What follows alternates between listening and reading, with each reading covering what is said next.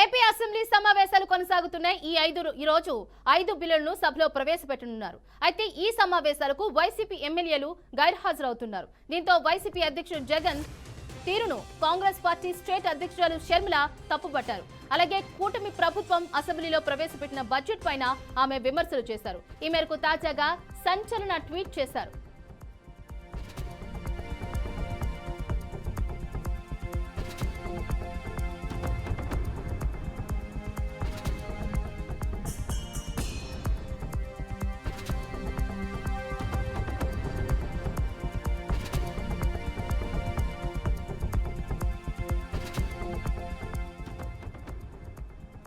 ఆడలేక మద్దలోడు అన్నట్లుంది జగన్ తీరు అంటూ ఎద్దేవా చేశారు.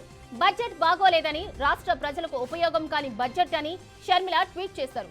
వైసీపీ కంటే ముందుగా ప్రెస్ మీట్ పెట్టి చెప్పామని తెలిపారు. తాము చెప్పిందే జగన్ ప్రెస్ మీట్ పెట్టి చెప్పారని అన్నారు. వైసీపీకి కాంగ్రెస్ కు పెద్ద తేడా లేదని ఆమె వ్యాఖ్యానించారు.